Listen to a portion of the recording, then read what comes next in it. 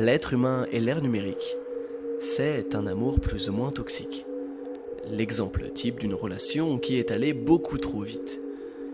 Du disque de Nipkow en 1884 à l'ère des écrans OLED à points quantiques, en passant par la commercialisation du premier écran CRT moderne en 1922 ou bien plus tard du premier ordinateur équipé, l'Apple I, la technologie a fait un bond de géant en l'espace d'un peu plus d'un siècle.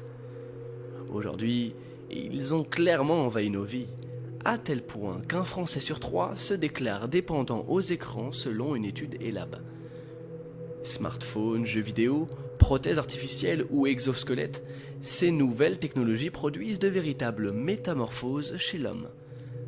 Alors si de nombreux impacts physiques et psychologiques ont déjà été démontrés, comme les troubles de la vue ou du sommeil, l'altération des fonctions cognitives et exécutives comme la mémoire ou l'attention, sans parler de la cyberdépendance, les connaissances à ce sujet restent encore limitées.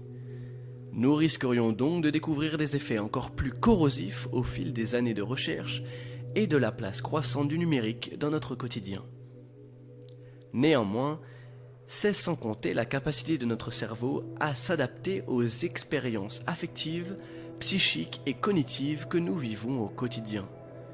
Cet ensemble de manifestations permet aux neurones de se régénérer, d'un point de vue fonctionnel, mais aussi de former de nouvelles connexions. On appelle cela la plasticité cérébrale ou neuroplasticité. Ce phénomène explique bien des choses. À ce sujet, l'essayiste Catherine Vidal parle même d'une capacité à façonner notre cerveau au gré de l'histoire vécue.